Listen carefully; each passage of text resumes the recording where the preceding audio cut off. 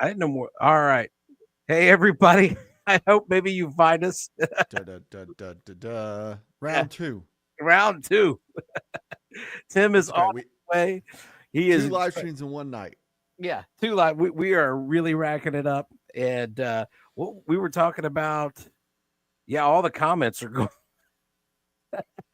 We were talking, I think the comments said that episode 7 was really slow, but that 8 and 9 picked it up.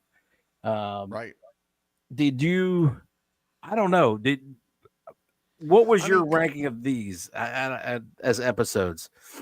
comparatively, I do think these are better than the other ones. Um, my only caveat with this season is my expectation was not for it to be faster, but I did think it was going to be better. Like they were going to continue to build and use Yeah. characters I cared about, and I find myself not caring. Yeah. And I cared during season one, but I just don't anymore. No. No. This one, what I would say is episode 7 was the same slow. And my problem with episode 7 is a problem I've had with Star Wars since the prequels. You got to start laying the groundwork for this because, if you're coming from the prequel era, the fact that Andor Bix drags him to this lady that can see the future and tell him what's about to happen and tell him and like heal his burn, and he's so incredulous seems odd. Like, why is he that incredulous about this when just 20 years ago there was Jedi everywhere? But we're 1 year away from the Battle of Yavin, so A New Hope is around the corner, and by the time A New Hope happens, Han Solo doesn't believe in the Force or Jedi, and half the galaxy doesn't believe it anymore. So, it's always going to be an odd transition, and at some point, you got to start making it. So that was a problem for me with episode 7. But I got to tell you, I thought it went completely off the rails in episode 8. There was a big battle full of people that, like you said, I didn't care about. None of the Gondor people had Gorman. None of the Gorman people. Gondor. I like Gondor. Gondor. Yeah, the Gondor people I care about. Uh, But the Gorman people I don't. Their planet has, but anyway, Facts. yeah, they're dropping left and right. I don't care. And I think we dipped into acolyte territory, guys, with Right. Cyril and the face turn, heel turn, face turn. I think I spoke too soon giving praise to this season last week when I said that all the character motivations at least made sense and the narrative was going in a way that was reasonable. But this week, Cyril grew a conscience or a brain or both in the space of 20 minutes. I don't quite understand. Yeah, that character I don't understand where Yeah. they went, where they were there's so going. many of these characters that are like that, though. I Yeah. mean, what in the heck is Skarsgård's character's name? What's his name? Luthen, whatever. That Yeah. guy. Nobody's been able to figure out from the beginning where that guy stands. It's like he loves Andor and brings him on board. He wants to kill Andor. He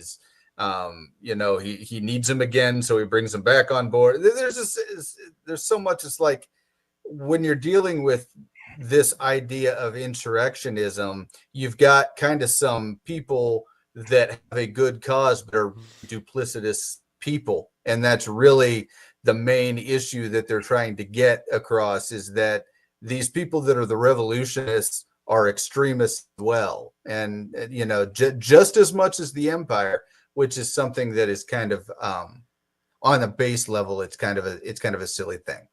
Yeah. Yeah. Just trying to explore these moral gray areas in Star Wars is why are they so Yeah. obsessed with this? I don't get it. Right, because Yeah. imagine a season 2 that picks up where season 1 ends, and he's so now Sarsgaard's character and Andor are in full swing of rebellion, and they're pushing further and further. And the new story is maybe how Sarsgaard is pushing and how he's becoming unhinged and doing more. And Saul Guerrero could be the same way, where it's war, and that's where the moral and big like Yeah. gray area could be of how much is like wrong what should you not do? Instead, they went the weird route of like, okay, the Empire's going to kind of frame things, and they're going to be the ones that set up things and frame things instead of the rebellion doing things, like truly doing things. Yeah. And I feel like there's a wasted opportunity because what Yeah. you want is that like Sarsgaard's character to become like if we're doing the rebellion, we're doing the rebellion. Like, you go down that gritty route where he's willing to sacrifice Andor, everyone's collateral. No, there's nothing he won't do. We didn't get that though. No. And honestly, like, here's the thing. Like, I'm not about to like tell you that the series is abysmally terrible like Dan is, because I can tell when Dan decides he hates something, he is narrow focused on hating that thing. But I'm not going to tell you that I hate it that much. Okay. I'm not going to tell you that because when it comes to episodes 8 and 9, at the very least, the tempo picked up. Where I'm kind of confused is kind of the placement of that in this season. Episodes 8 and 9 was kind of a weird point to kind of have what appears to be a peak. And that's kind of, Game of Thrones would do it at the second to last episode, right? And Disney has typically done it the last episode where everything builds towards, to have everything build up towards episode 8. That's kind of out of 12. That's kind of weird because where do you go for the next 4 hours?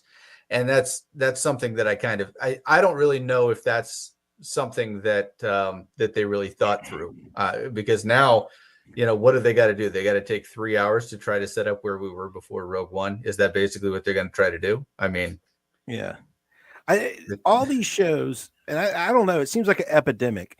The pacing is excruciatingly slow. We get frustrated because nothing is happening, but we say, oh, the acting is good and there's some good performances. And we did this with the last season of Reacher. We did it with Rings of Power. We did it with Daredevil. But then when things happen, right, the things that happen are dumb. And they're not what they've set up. You've been moving super slow, setting this stuff up. And then all of a sudden a bunch of stuff happens. And you're like, well, wait, you didn't set that up. You were setting up. I mean, what are they doing? I don't understand. Yeah, it's not fun for sure. So you want me to read some of these comments off from the previous stream? Yeah, here, Dan, go ahead. We were talking about. Let me. Yeah, sorry about that. My bad, by the way, everybody. I was having internet issues and meant to X out, and I accidentally hit end stream. I saw the first red thing, and anyway, frog brain. Anyway, so did you guys get to this? Episode 7 was still slow, but 8 and 9 were a lot better. Yeah. Okay, so I don't know if we needed 12 episodes. I just don't think we did. So I mean, I think I touched on that a little bit. That was Jon Snow Knows Nothing. Thug Dog, I feel like the whole season was building to episodes 8 and episode 9. And he says here, was episode 9 a rehash of a Rebels episode? See, I read something about that today as well. It's been so long since I've seen Rebels. Do you guys remember Mon Mothma's Senate speech episode in Rebels? Do you remember that? I don't. Do you remember that? I do not. No. Apparently, she gave this same speech, but it wasn't Andor and these people that helped her. It was the Gold Squadron that helped her. I actually read an article on this today. It was the Gold Squadron that helped her escape. And he so retconned some stuff from Rebels, right? So what I'm trying to figure out here, this is kind of the problem with Disney Star Wars. What is the canon? Because I was told that Rebels was canon, right? I mean, so if Rebels is canon and we have the exact same event happen in another show and it happens differently, which one is canon?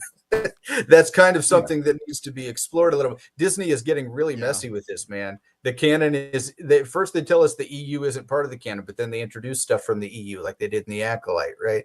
And I don't know. I'm kind of fuzzy on some of this stuff. I was wondering about that when I read that article today, and it's interesting we got it brought up in the comments here. So I don't remember that in Rebels. So I don't know. If they told the whole story of it, then how do they say that's not what happened? It just right. I don't know.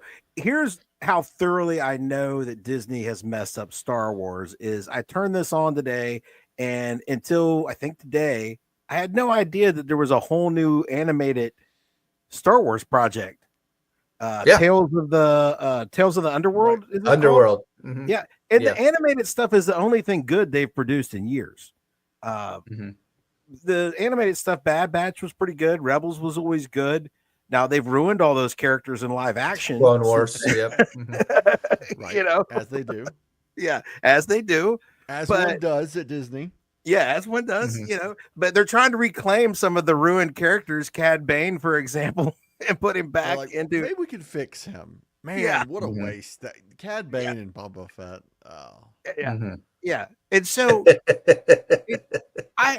I mean, I'm a pretty big Star Wars fan. Did you guys know that that was even a thing? Tales of the had you heard anything about it? Or I mean, knew? I mean, just like anybody, when I went to watch this week's episode, I saw it. You know what I mean? But the sad part about it, guys, is for somebody that's as big of a Marvel fan as a Star Wars fan as I am, I don't spend an inordinate amount of time on Disney Plus because they Right. really don't give me a reason to. And so Ironically, I spent it's a lot of really time on hard. Hulu. Yeah, Yeah, Hulu, yeah. it's yeah. I go to the streaming service that has good projects, and that's what I watch in my spare time when I'm not reviewing garbage. But it's really hard for me to sit here and just say, you know what, I want to watch the new Star Wars thing, but I don't even know that it's out half the time. They count on you scrolling through it on the thumbs. That's how they count on you coming across it. And if I'm never on Disney Plus, except for when I do these weekly reviews, that's it. I mean, you know. Well, I mean, and heck, if this it wasn't project- for our good friend, the Bone Bridger, and asking me to review The Acolyte a couple years ago, I would not even have Disney Plus right now. Yeah. Okay. So Imagine how much joy you would have in your life if you had I know that. I would have so much joy in my life. I would not know anything of Ahsoka. I would not know anything of The Yeah. Acolyte. It would be an amazing thing for my I life. gave up a lot of But, happiness for that show. Yeah. But it's I don't. But again, the animated is good. They dump it all in one jump because all the episodes are out. That got no rollout. Yeah. And yet this gets 3 episodes a week and all the promotion in the world. And I thought that Star Wars was a family-friendly franchise. This is Mhm. obviously not. Yeah.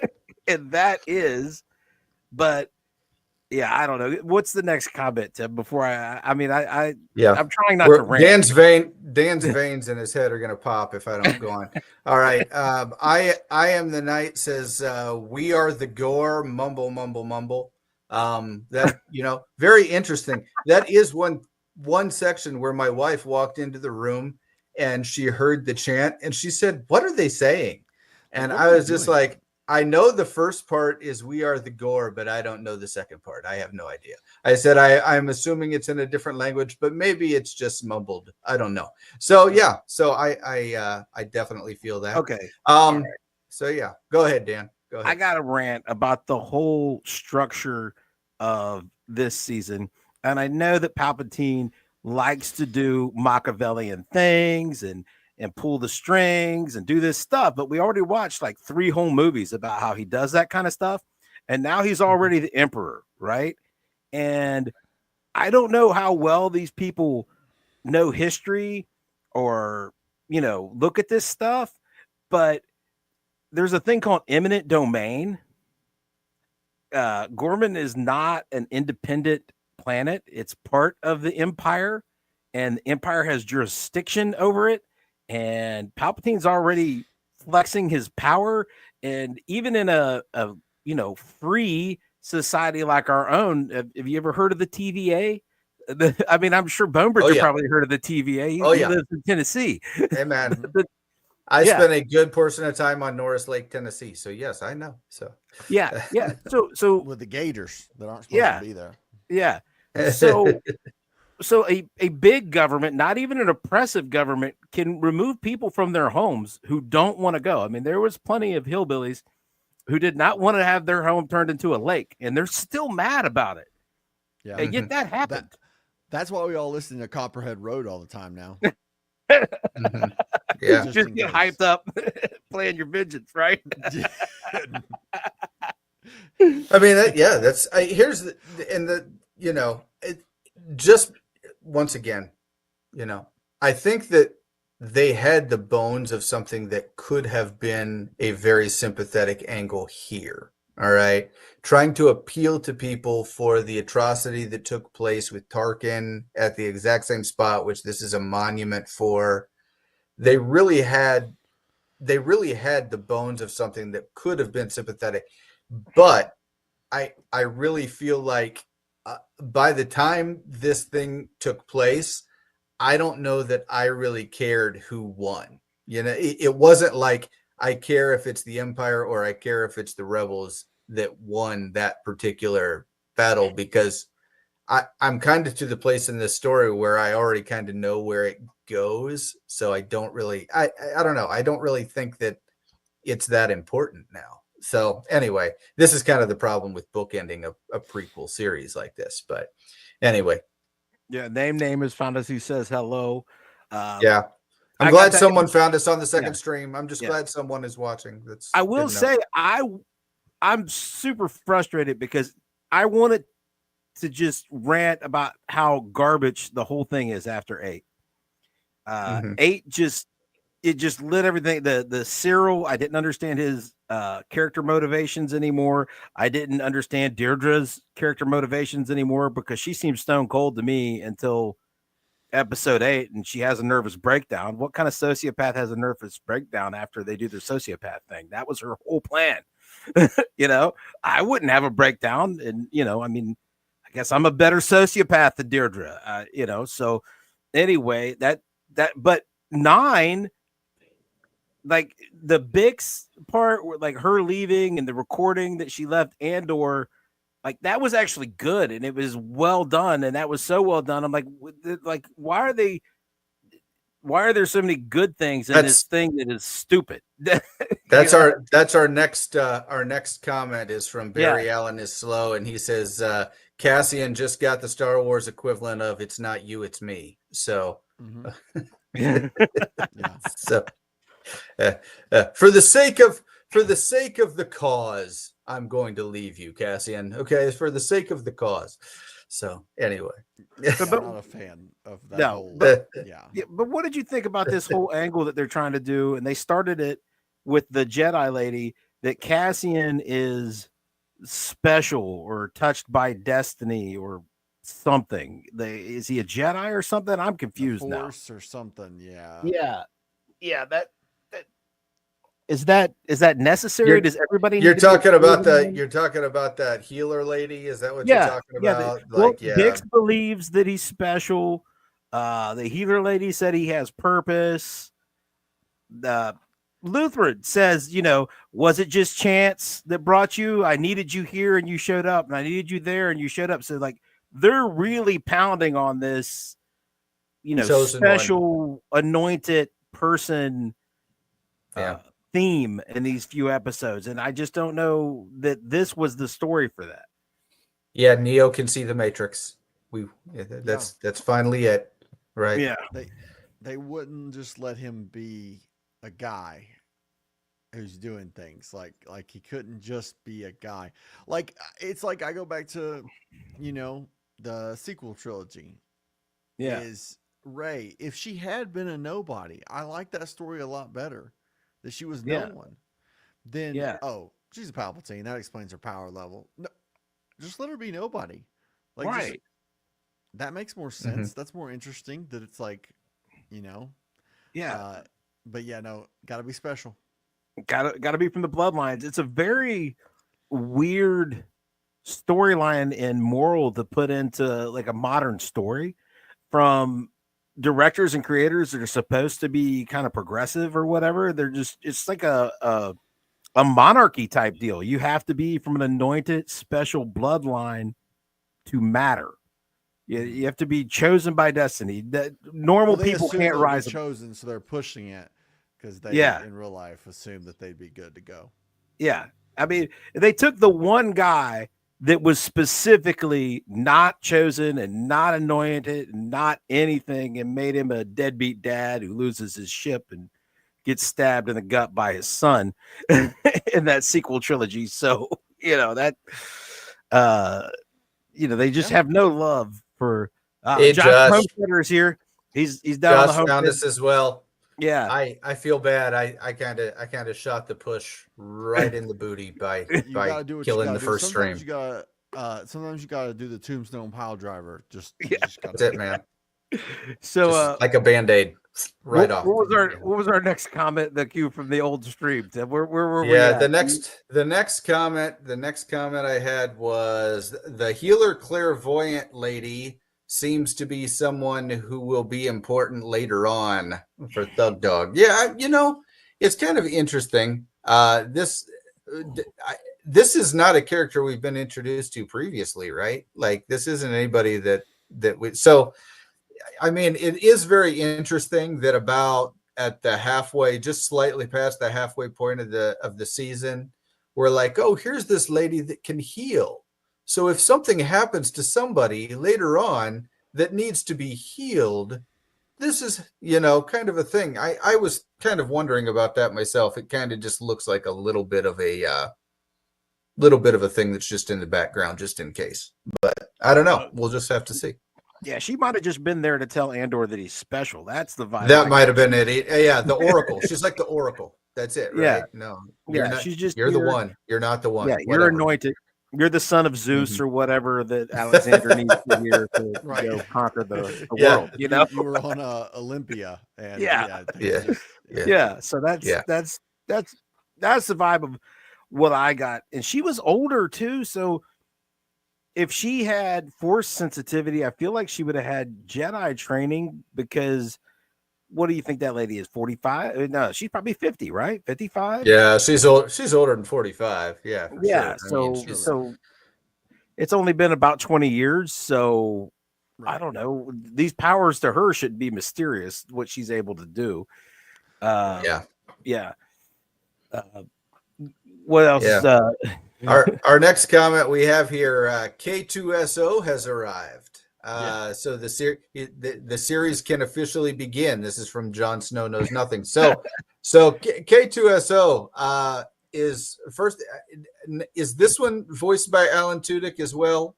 I know the original was voiced by Alan Tudyk. Is this one voiced by Alan Tudyk or? I think so. Because I saw him in. Oh, is it? Let me see. Yeah. Okay. Oh, he was in an interview. Okay. So that's something. I mean, Alan Tudyk is a great actor, great comedy timing. I loved him in Rogue One. I loved him as K2SO in Rogue One. So that's it, and that always is kind of for every like reckless character, you do have to have kind of the large muscle, and that's kind of what K2SO was for Cassian. Very much like Han and Chewie. So basically, this is kind of their version of that. So I really was hoping they would set that up. So that's something that was kind of nice to see for sure. Do you think K2SO will be in the next 3 a lot, or did we just? I don't know. I wouldn't think they'd introduce him at this point just to shelve him until the end. I think he's going to be in it at some point. I would think. Well, Alan Tudyk's listed for 4 episodes, so okay. So there you go. We'll get that. There you go. And now, go ahead. I got to throw this out there to y'all real quick.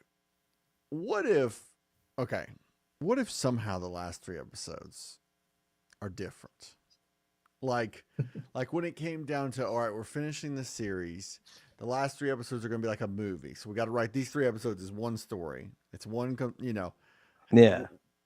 Because at the very end of this last episode, I got a little bit of a vibe that it had a potential to like, okay, now they're on the rebel base. They're trying to like convert him, fix him or whatever. She's gone. Yeah. Which is nice. She's gone to do whatever she's doing. She left him because reasons. Yeah. The one guy's gone that had a change of heart, acted all weird for the Empire. So he's gone. Yeah. Did it clean up enough stuff where the last 3 could be like, not, I guess there's a difference between good versus entertaining. Could the last 3 be entertaining? He could be on like a mission. We've got Willman back, which I mean, he's a Lothario, man. He's just hopping worlds, hooking up with chicks and wrecking the plan everywhere he goes. But they're all on Yavin. Go ahead. We know something has to happen to Saul at some point, right? Because doesn't he have some kind of like assisted breathing or something by the time we see him in Rogue One? There's something like that, right? Where he's like Right. almost looks like he's dying almost when we see him in Rogue One. And he's not like that now. So something's got to happen. Anything epic yet? Yeah. He hasn't. No. So something's got to happen with that group in the next 3 episodes, I would think, right? And then I don't know. I don't know what else is going to happen, man. I mean, is this all the Mon Mothma that we get? I mean, now that she's safe with the rebels, is this all the Mon Mothma that we get? I would be, you know what? That's another mark in favor of the last 3 being fun and exciting, because the Mon Mothma stories, I mean, geez, man, all of this so that we can make a speech, because we all know that these speeches that we give in the Senate is everybody's favorite part of Star Wars. I mean, that Senate chamber is where everybody's favorite stuff happens, right? I mean, those are all the go ahead. Palpatine's speeches were like 22 seconds max. Like they were very short. Those scenes were very short, and it was like, yes, I'm mangled, but not, my resolve has never been stronger. That was cool.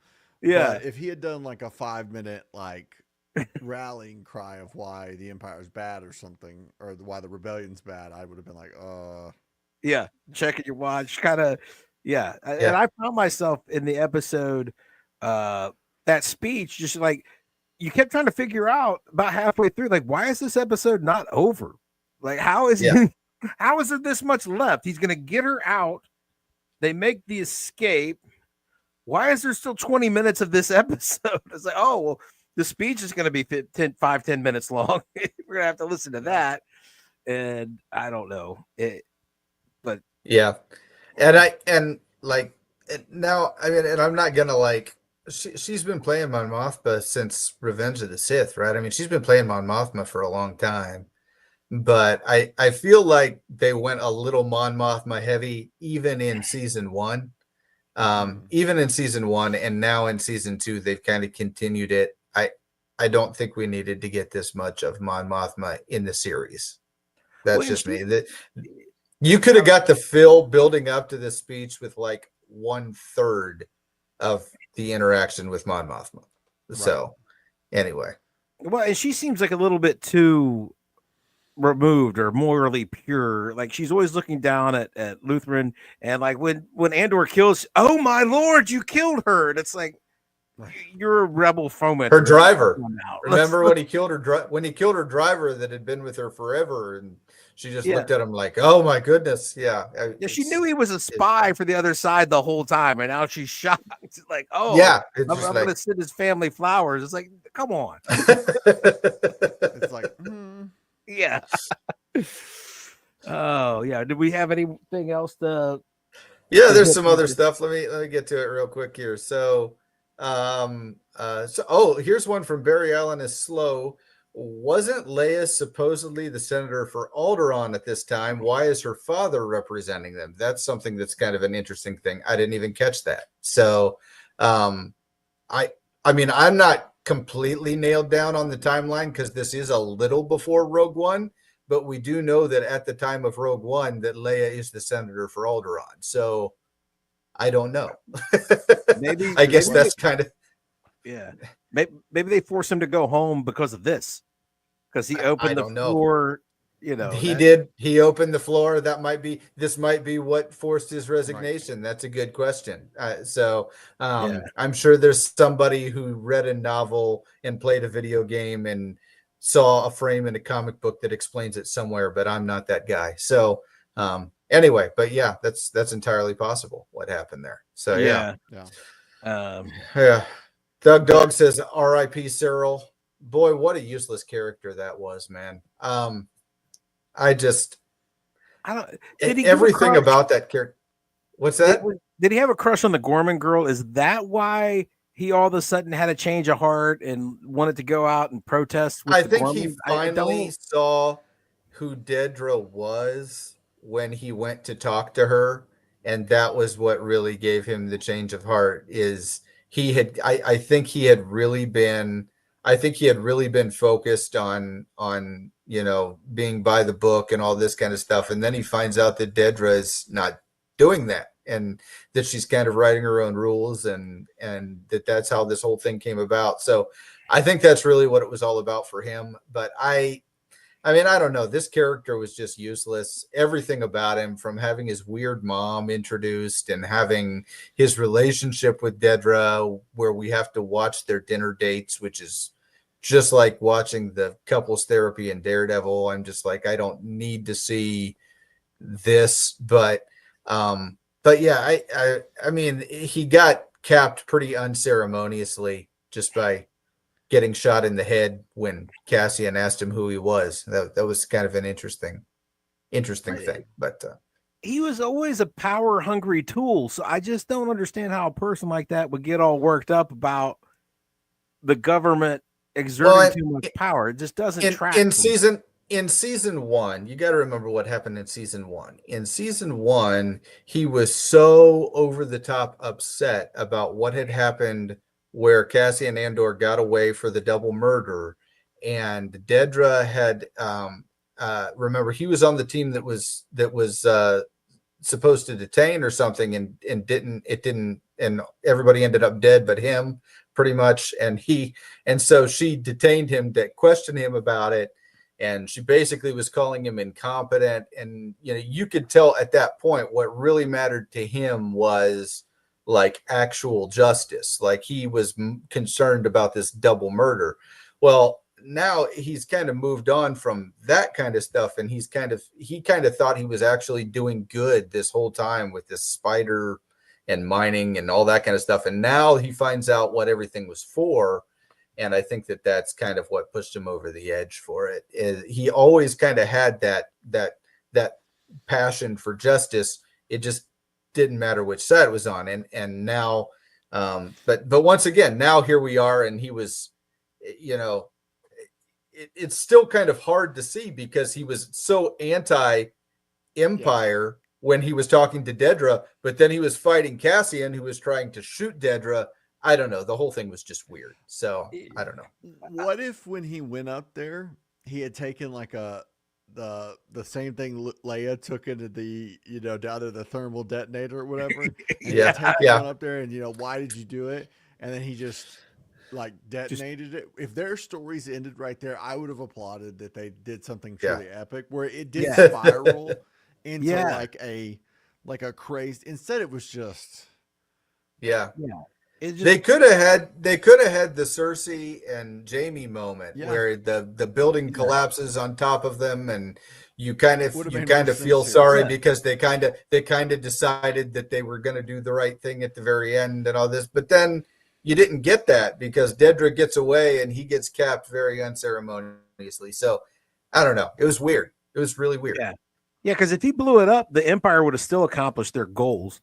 He would have felt like he was being altruistic, but then they would have blamed it on the gore and been like, "Oh yeah, they did that. They bombed our headquarters, and now we must annihilate them." And it would have worked, but it would have made some sense because he would have been.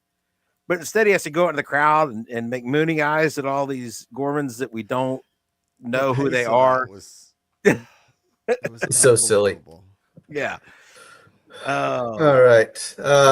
Jon Snow knows nothing, says Dedra is the real Imperial force. Move aside, Tarkin. Sarcasm, of course, is what he says. So, Tarkin would not have a breakdown afterwards. He wouldn't get the shakes and scream. What Dedra was reminding me of? Have you guys ever seen Dana Carvey's stand-up comedy special where he's talking about the OJ trial and he's talking about Marsha Clark just freaking out? That's exactly what I was picturing when I was seeing Dedra just freaking out. Like, I have never seen anything like this. It's just ridiculous. I just couldn't get that out of my brain. So anyway, all right. So I Am the Night says, how much does this series suck? Well, I think Dan thinks it sucks quite a bit. Lot. So here's the thing. I'm not going to say that this is like Acolyte level like Dan is. I'm not going to go to that hyperbolic extreme.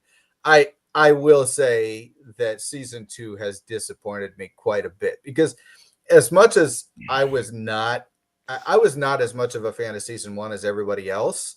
I thought that it was still slow paced. I thought that it was still about a character that I could have cared less about. I thought it was still too busy of a plot and a lot of intricate dialogue that you had to pay attention to or you were lost. I don't have time to memorize 3 hours of dialogue a week. So that's kind of where I ended up. But I'm just not a fan of this season. That's just all there is to it. Yo, what's up, Mr. DC Talk? Oh, the No, DC, we did not do DC talk this week, man. We are doing Star Wars and we are talking Andor. Sorry about that. yeah. Man. We got very little description in here. Our initial, Yeah. Yeah. If you're confused as to why you're not seeing what you normally want to see from us, it's because I ended the stream prematurely. And this is what happens. So I the apologize. algorithm has All my no fault. idea what we're talking about. Nobody, YouTube is totally lost. I am surprised that you found us at all. So thank you so much for being here. Yeah. But yeah, so I don't know. I really, season 2 is just not, it's not even a good continuation of season 1. Well, season 1 took a long time to get where it was going, but it did tell 4 separate stories that were interesting, and it felt like it was building, like it was going to culminate, and it did culminate in a pretty exciting little mini rebellion on the home planet there. And instead of continuing to build off of that, this season just started all the way at the bottom again. Let's go all the way back. Let's slow it all the way down and start again with, just slow. We'll have our, Lord of the Flies trilogy at the beginning with the stupid group of rebels trapped on a planet. That was supposed to teach us a moral. I think it's the same moral as Lord of the Flies, but I had to write a report about that in 7th grade and I don't remember it, so, and then it's just, they could have taken what they did in season 1 and went upward and onward from there. And hopefully they do that with these last 3 episodes, like Bonebridger was saying, Yeah, I think so. I mean, and Thug Dog says, our last comment here from the previous stream that I ended prematurely. What can possibly be left for next week? The massacre and the Senate speech are the pinnacle of the series, according to reports this week. What can possibly be left for the remaining 3 hours? And I think that's kind of the thing. Yeah. The problem is we got 3 hours. I mean, what are we going to do? So yeah, they need a new mission, a new something. They need something they're trying to do that's a little more high pace, more high stakes. We know that Andor lives, but we don't. A lot of these characters don't have to come out of this squeaky clean anymore. Like there's still some that could like have some grim fates. I think Luthen is the perfect example of a character that probably is not going to make it, right? Because we don't see Luthen anywhere else, do we? As far as I know, no. We didn't see him in any animation or anything else. His little lover boyfriend that's getting him in trouble everywhere. Is he in Rogue One? He's not in Rogue One, is he? I think it's just the robot Cassian, and we know that Mon Mothma has to live for story structure. We know that Saw is alive, but something clearly happens to him. Other than that, I think it's and what Grinnick, he's alive for Rogue One. Oh yeah, and and we know that is that Ben Mendelsohn's character is of course alive, but that's it. I mean, we really don't need. Yeah, I mean, as far as I'm concerned, this is a free for all now, man. And what I'm scared of is that they're going to leave somebody alive that will lead into their own really boring and slow-paced spinoff. That's what I'm really concerned about more than anything, is we're going to get the Luthen show or something like that. But I don't know. We can get the adventures of Bix throughout the whole rebellion. We can get Bix on Hoth. Dan, because after you shouldn't have said it, because that's what's going to happen after Cassian Andor. Totally, after Cassian Andor dies, procuring the plans for the Death Star. Bix We're rejoins gonna the see rebellion in Bix. full, and she'll be like, she'll be right behind him on Hoth. Maybe she'll like fight one of the snowmen, and she'll be there on Endor. She'll make friends with an Ewok. It'll be great. She'll be in the new Ray movie. I can just see it coming. She'll be in the new Ray movie. Of course. Even though the timeline won't make any sense, that's not Disney's forte anyway. Who cares? Yeah, they'll put her in old lady makeup. It'll be fine. That's right. That's right. But this, and I'm going to touch the third rail. I don't want to grab hold of it and just get electrocuted, but I just they courted a lot of controversy as the show was coming out, and I think we all know the leanings of the cast and crew, Tony Gilroy included, and the story that they think they're telling and the message that they think they're sending. This is another thing that was driving me crazy during episode 8. The parallels to the real world that they think they're making, I don't think they're making the same ones they think they are, because there was a lot of news coverage about an incident where some people were protesting, and then outside agitators were doing a false flag from the government to try to get them to raise the stakes and act like they did more than they did. And I don't know if that's the parallel that these specific people are trying to draw in their story, but that was the vibe I was getting as I watched these people come to protest, and as the government tried to hype it into something more than it was going to be. I don't know. Did they not see the parallels they're drawing? I don't think that's the message they're trying to send. I don't know. I believe that nothing that Disney does is an accident. And when we're talking about the parallels that you are describing, you would have to be a fool not to see them. Okay. You would have to be a fool not to see them. I had no idea that sort of represents some recent events that might be paralleled to the real world. But the thing is, I agree with you completely. They have no idea the parallel they've actually drawn. Because the good guys in that sequence and the bad guys in that sequence are not as morally ambiguous as what they would like us to believe that this series is having them come across as. And that's the issue. If they really want to define the good guys as the Empire and have us try to believe that that's what, go ahead and try that. That's not going to work. So, but yeah, I agree completely. I think that they totally messed it up, but that was not an accident. It was 1000% what they were trying to aim for. But they made the protesters the good guys, and I mean their parent company. That's what I'm saying, man. Owns a terrestrial network of broadcast television, and they spent a lot of money producing like a big televised thing where they told me that the people who protest and get whipped up into a fury are really bad people. They spent a lot of money, and then they spent a lot of money making this. That told me that the people that get whipped into a protest might not be the bad guys. I'm like, what's the message, guys? Well, and it's very interesting because the Empire, once again, I think that they think they're drawing some moral ambiguity there, like Bone Bridger was talking about earlier, and they have not done that. Okay, the Empire is still evil in my eyes. You can't make me sort of feel bad for the people in the Empire because I see them buying each other lunch at the office. That's not how it works, man. All right, they're still evil, and the people that they were displacing at this square were still in the right. So you totally swung and missed on your imagery there. So anyway, do you want to dance on the third rail with us there, Bone Bridger? You want to touch on? I don't know. I just think there's so much you could have done. I think that's what frustrates me is it's like season 1 ended on a note where I thought it would be like Game of Thrones. Game of Thrones season 1 builds up to this moment, and that's like the kickoff moment.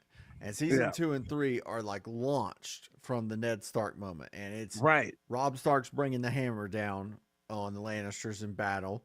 which Yeah. is going to lead to something bad. You know, like all these pieces are moving. Joffrey is just an unhinged king because of Yeah. that. Like he's Mm-hmm. so at the end of season 1, the rebellion is kind of starting.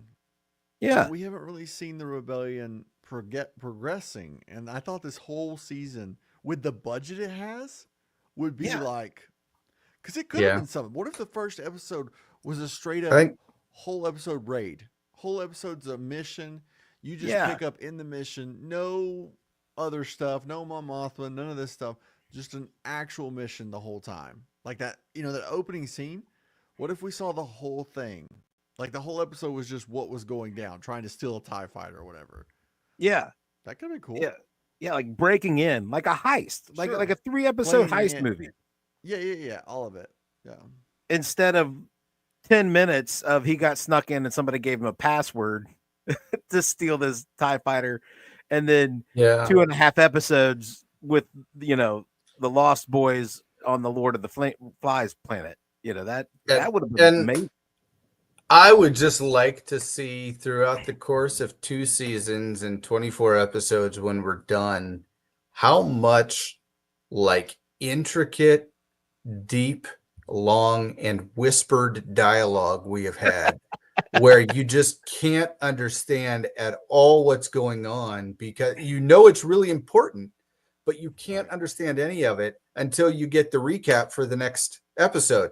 And you miss all kinds of stuff because they're talking so quietly, because they're trying to make everything so secretive, and they're talking about all different kinds of things. And then the person that they're talking to now has changed sides, and you didn't know that, and you haven't really heard why, but they're going to get into it very briefly, and then they're going to talk about it's just a ridiculous thing, man, to try to keep up with all these characters and all the dialogue that they've got and all the things. I would love to see it. I'll bet that we have had I'll bet like half the series has been that if we get the tally of the whispered, intricate, long dialogue. But anyway. Should have wrote it down, but on the previously on for one of these episodes, I am almost certain they inserted, must have been a cut scene, or maybe they recorded it specifically for the previously on that was not, it did not happen. They just inserted it, and it was some dialogue that made stuff more clear than it had been before. Like, this is the scene it's previously on. I'm like, no, I've watched this whole thing, and that didn't happen. Yeah. But they just insert stuff for clarity in the previously on that they didn't even have, just so you could understand better, if you haven't watched it. So I don't know. Yeah, I'm not a fan of that. Everything in Star Wars should be very base level. It should be very much for all ages. All ages can understand what we're talking about. All ages can watch it without having to cover their eyes. All ages can enjoy it. I just don't know that we're at that level with this series. I just don't know that that's and I don't think that Star Wars is Marvel. I don't think you have to try to make this something that reaches all generations and all ages and all ratings. I don't think we need that. I think Star Wars is Star Wars. And in the universe that we all are familiar with that was introduced, we need to stick with the family-friendly, high action type stuff. That's what we need to stick with. Yeah, this didn't aim for that, but I'm fine with a darker, more adult Star Wars, but give me, this is too, well, actually, I will say the slow stuff is the stuff I've liked best. So like it got reclaimed. I like the stuff with Bix and her leaving him. And I thought the performances were so good, it kind of drew me back in. But when the plot starts turning, the plot doesn't make sense. Right. Yeah. Yeah. So I don't criticize the acting or the cinematography or the shots or but the plot is not giving this story any life for entertainment's sake. Like, so I see why a critic would watch this and say it's amazing. Right. But if you're watching it to be entertained, it's a whole different conversation of what's happening. Yeah, I think Dan and I were talking about that last week quite a bit. You see the money, right? You see the money. It's much better than The Acolyte. It's much better than Ahsoka. It's much better than all these other shows that they've put out. I mean, you actually see This is what they spent the money Beautiful. on. They Right. used Yeah. these very intricate Costumes. sets, great Yeah. costumes, great everything. The stormtroopers But- look phenomenal. Like, I mean, Yeah. like things like that. Yeah.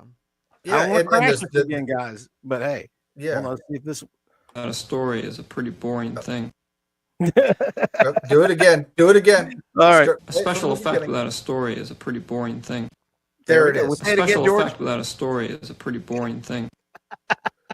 I think George forgot that at a certain point, but he might have remembered it towards the end. Yeah. And Disney very much does not know that, a really cool shot Right. and a beautifully constructed set without a story and a set of characters that you really care about is a pretty boring thing. They Yeah. I Give still me- care about Andor. Give me a good story. It's so weird. I think it must be from the actors giving a great performance. Rogue One, I feel like I need to rewatch Rogue One because maybe it's not as good as I remember after this. I don't know. But from Rogue One and season 1, I still care about Cassian, but the rest of these characters that they've rolled out this season, they killed off, what was his friend's name from season 1 that got killed in episode 3? I forget his. The guy that built the bombs and stuff. Well, no, isn't he's that guy.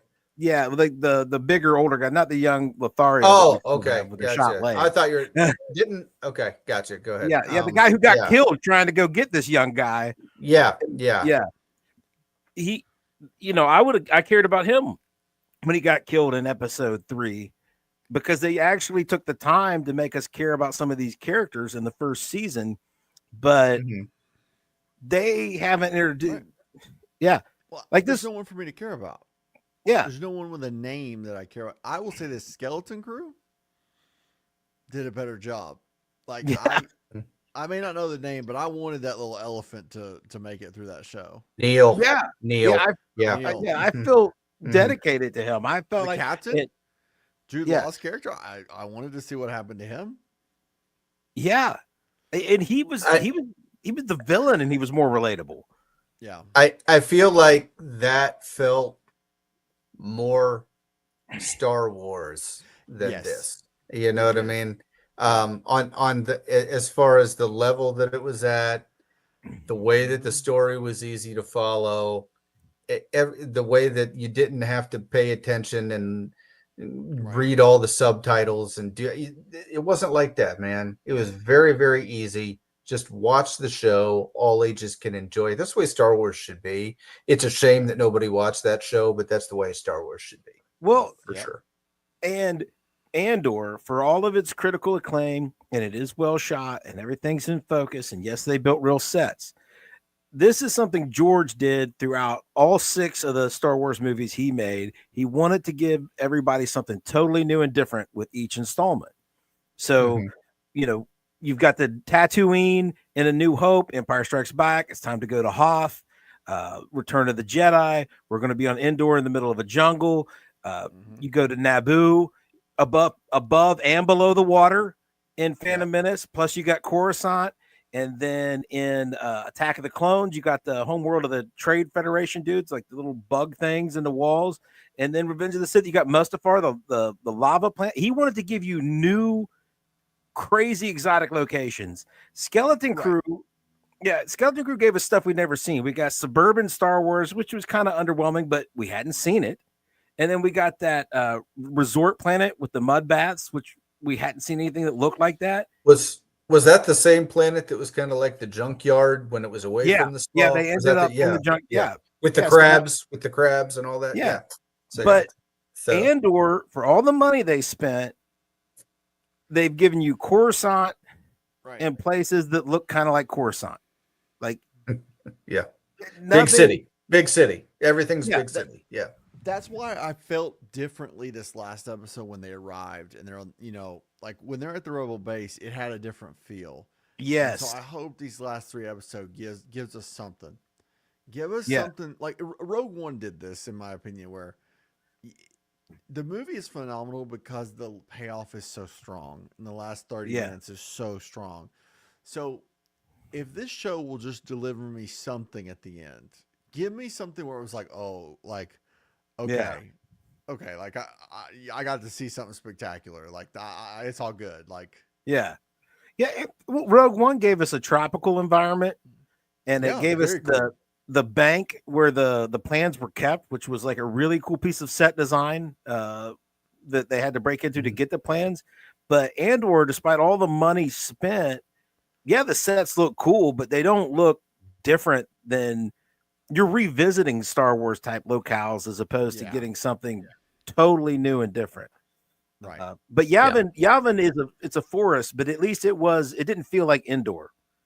Right. You know, it did feel a little different. You know, you get your Hobbit hole entries to the things you had, you know, which was kind of a cool touch. So I meant to ask you about hopefully this, they do Dan. that. So, What? so the little like tree house that they're staying in, that Bix and Cassian were staying in, Yeah. did that give the feel of almost like a? Did that give the feel of almost like like the Wookiee holiday special house to you? It kind of had that feel to me. I hope it was. And I didn't know if I was the only one that was thinking that, but I was kind of like, I don't know. That's kind of, it wasn't up in the air. So I think that Right. was kind of, it's clear it Yeah. wasn't the same, but it was very much like the same kind of layout, very Yeah. open, you know, very rustic, very almost log cabin-ish kind of thing. Could be So anyway, our second holiday special reference, because what was the name of the morning show? I can't remember. I've already forgot. a Good Morning Coruscant. Yes. With Good Morning the crazy Coruscant. beehive hair, which was very Very holiday much like Harvey special. Korman. Yeah. Yeah, very much like Harvey Korman in the holiday special. So yeah, it was. So if the next 3 is a tightly packed adventure story and they deliver something with pace and excitement, Right. does that rectify the season, or do you just tell people just watch the last 3? That's what I'm hoping. Yeah. That it's Yeah. like just watch the last 3. That way it's like you got a movie out of it. Like at least you Yeah. got like a story within the story. Like oh, you watch season 1, but season 2 is not your thing. We'll just watch the last 3 episodes. Yeah. How did they release season 1? I forget. Was it one episode at 3 a time? the first night, right? And Yeah, then I think one, it's 3, And then it was one after that. Yeah. and then So this is 3. yeah, and it was, and this was one that if I'm not mistaken, was this released like the not the opening day, but the week of, I think, wasn't it released on Hulu as well? I think. So maybe. there was something there, and I just always kind of wondered, because I think they're going to regret the decision of doing 3 at a time, because not even your most dedicated Star Wars fan has the patience to watch a 3-hour movie a week. All right, which is essentially what they're asking us to do. You're asking us to watch Braveheart and memorize every line of dialogue the first time that we saw it. And that's just not going to happen, man. I mean, you're asking us to hear all the intricate political talk and all the little things. You're asking us to do that every week, 3 episodes. That is just way too much to ask. I bet their ratings are not going to be as good as they think for the Nielsen's for doing that, because I don't think this show is popular anyway. Yeah. So, but see, if we get a cool adventure at them, I'm gonna tell people, you know, for the first season, just watch the 3 prison episodes, and you'll get Star Wars Cool Hand Luke, even though he does not eat 50 eggs. And then watch the last 3 of season 2, and you'll get whatever they get. Whatever it is, something exciting. You know. Yeah. But Disney is in this problem now, and they're in the same problem with Marvel. These things are getting so much backstory. Star Wars doesn't have to be this way. Star Wars is a big, wide universe with thousands of years of history. You can go forward, you can go back, you can go to the edge of the galaxy. Like Skeleton Crew, it did not tie directly into, like, what happens to these characters does not change what happens in the whole rebellion or anything. And you could still have stakes for those characters. And you could make all kinds of Star Wars like that. Star Trek is a good example. You had the original series when they went to do the Next Generation, they didn't pick up with Kirk or Kirk's son. They went like a couple hundred years into the future and said, here's what's happening in the Federation. But Star Wars, they keep tying directly back into the same story. Mhm. And it's becoming like Marvel, to where you can't understand anything unless you've seen everything. And everything gets to be a bigger and bigger thing. And everything you do, everything's so complicated, you cannot add new viewers. Disney cannot add new viewers to either one of these franchises because they've gotten so complicated. And every new project loses a certain number of the old viewers, either from just exhaustion or they don't like it. So you're always going to have a certain amount, even if it's fantastic. There's people out there who didn't like Empire Strikes Back. You know, they're like, oh, the first one was the only one that was good. You're going to lose people with every new project. And if you're not bringing any new ones, the audience can't help but get smaller. Yeah, you've got to do something about that, and you've got to really fix it. It's like Ahsoka season 2. You're not going to have more viewers. No. Mhm. Well, I was just, we all went and saw Thunderbolts. Me and Tim kind of liked it. It wasn't a bad movie, but can you watch Thunderbolts, enjoy and understand it if you haven't seen Black Widow? Or the Winter Soldier show where you meet, U.S. agent. Val. Yeah. Yeah. US Yeah. agent. Yeah. There's homework required. Yeah. And how many people Ant-Man, have the seen ghost those? character? Yeah. Yeah. How many people? That's kind of these? kind of been my big problem with this show from the very beginning is Cassian Andor is not the kind of character that demands 24 episodes of a standalone series. He's just not. And this would be if you want to take the Marvel equivalent, this would be like giving 24 episodes to like Yelena. I mean, Yelena wasn't even strong enough to carry her own movies. She had to be strong-armed into a roster project. I mean, this is that's what this is. Cassian was a very supplemental character in Rogue One. He wasn't even the main character in Rogue One. He was very supplemental to Jen. And then now we're going to give him 24 episodes of build-up to the point where I just don't think that we needed that. I don't think it demanded that. I think, maybe 10 episodes between the two seasons would have been plenty. But it's not really even Yelena. This would be like 24 episodes of Randall Park's cop from the Ant-Man shows that was in WandaVision.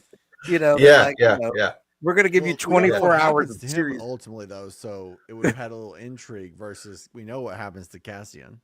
Yeah. You're talking about, just so everyone's clear, and so that I can make sure that nobody actually sees this on YouTube. You're talking about Asian Jim? Is that who we're talking about? We're talking about Asian Jim. Okay. All right. Yeah. That's right.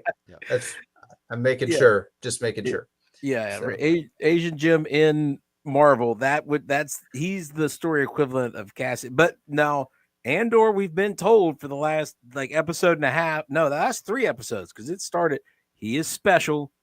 He has a destiny.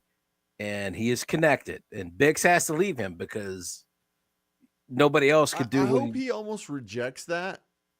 And it's like, I'm just, I hope we see a side of Andor towards the end that sets up for what we would get in Rogue One. Yeah, because he was a lot more callous. In Rogue One, he's going to get the job done. Yeah, he's willing to do whatever it takes. There's the grim scene at the beginning. There's the whole he's okay with going on the mission with her, going rogue, doing whatever they have to do, and not coming back. He's okay with that scenario. I don't feel like that Cassian is here yet. No. Yeah. Well, and they keep trying to show us the backstories Disney does of these ruthless characters and why and how are they ruthless. And they're like, by the end of it, they're not ruthless. They're not that guy. We watch movies where they get everything rectified. To be gray, like that whole everything has to be gray, and that's not great.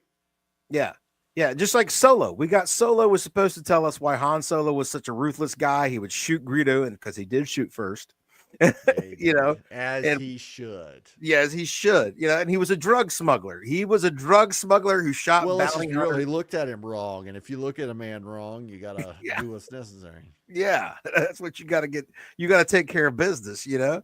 But they Han didn't. Solo. They didn't show us the origin of a guy like that in Solo, and they haven't shown us the origin of a ruthless rebel guy who would take out anybody in Andor. I don't know. They actually make them softer. They're supposed to show you how they ended up so hard, and Yeah. you know, none of these things don't show you a person that's born again hard. Well, No, that's what she said. Anyway, sorry. All right, go ahead. Sorry. It's late and I really want to make sure no one sees this stream, so I'm gonna put anyway. So yeah, Tim's working hard to make sure nobody sees it. I'm making sure nobody gets to see this stream. It's gonna be crazy, man. All right, guys. I mean, what do you guys think? You think that we've touched on pretty much everything? I think we pretty much covered about everything that happened. I can't think of anything that we didn't. So I think yeah. What are we going We'll to just set have over to- under? Do you think that they are going to give us a good last three? I think it delivers. Okay. I actually think it, and I think that makes it weird because then it's like, well, is it how you finish? Is that what really matters? Is that the last three episodes? I don't know. I do think they will, because then it makes it weird. It's like, oh, was it good or not? Was it entertaining or not? Yeah, I think we get 3 episodes, and 2 of them are going to be a lot of talking and walking around. That's going to be my prediction. And then the 3rd episode, something will happen, but I don't know what. So there you go. Nice. I'm going to go with I mean, I do think maybe they'll give us what Bumber just said, a really good last 3. But if they do what Tim says, and we got a lot of people talking and walking around, and in the 3rd episode, someone's going to go down a hall, open a door, and it's going to be Yoda waiting there. Yeah. They're going to have a lot of explaining to Yoda. And I think like that's the it for alcohol. us this week. And until next week, Tim, OH. I-O. There we go. Sorry.